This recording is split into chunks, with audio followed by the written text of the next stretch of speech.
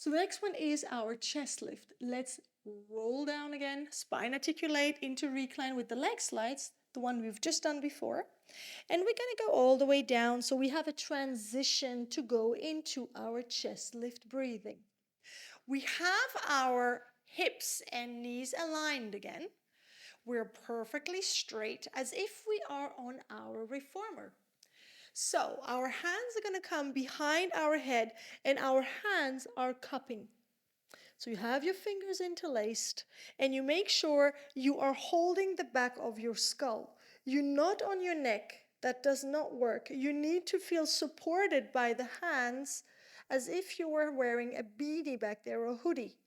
From there, the idea of our chest lift is for us to fully exhale and empty our lungs.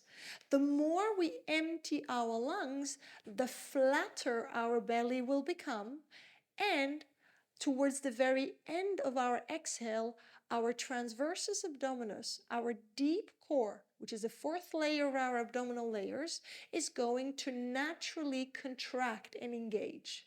So it's towards the very end of your exhale that your deep core, your deep belly muscle, is going to work the most efficient way. And that is what we're teaching our belly in the chest lift breathing. From here, inhale to prepare, so fill your lungs.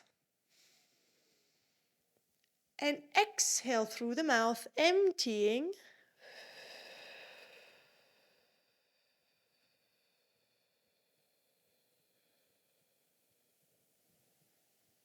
When there's no more air, we go back down. Now watch what I don't want to happen. Watch my belly if I'm doing it wrong. I'm going to inhale, and as I exhale, I'm going to push my belly. And if you look at my belly is completely pooched out. I'm going to show it to you one more time. I don't want that to happen. When you inhale, your lung is taking volume, your chest is getting more perky. As I'm exhaling, if we're doing it wrong, our belly is pushing. Can you see how this pops up? We don't want this to push. We don't want to push our viscera down. We want our viscera to go in. So we want them to be scooped in.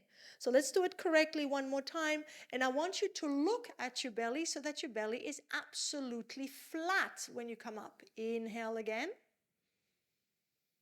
And exhale. Make your belly flat.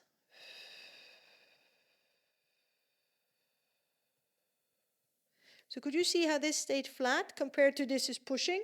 Flat, pushing. I want this to be flat, almost hollow. And watch that pubic bone, if you look at my hip, does not lift. I don't want you to squeeze your bum. I don't want you to flatten your back. I want this bone to be long in front of you. So crunching up should not change the position of your hips. Your hips can stay perfectly even when you're doing your chest lift. So last time, inhaling and fully empty the lungs.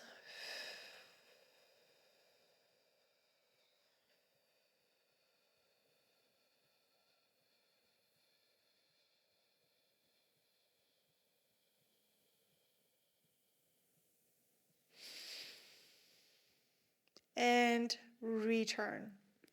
It is important in the foundational work that you understand and you can sense what it means to have a flat belly and that your abdominals are not pushing you up, they are pulling you up. So I hope you could feel and sense what it takes for you to work your abdominals properly, not compressing your organs and not weakening your pelvic floor if you're a lady out there.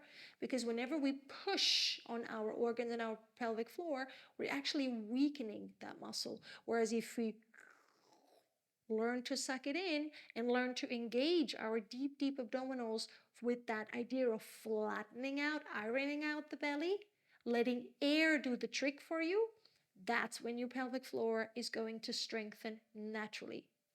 Don't be surprised if by exhaling fully, you're going to start coughing. Because often when we get to our full exhale, we are stirring up the very bottom of our lungs. According to Joe, it's in the bottom of our lungs where the germs like to settle. This is where infections or sickness likes to settle down and do what it has to do for you to eventually suffer from a cold or suffer from a cough. So, when we get to the very end of the exhale, it's almost like we're internally showering and stirring up that space at the bottom. And the first reflex the body may have is to cough as you're getting to the end of the exhale. If that happens, it's a very good thing because you know you're stirring up those germs in there.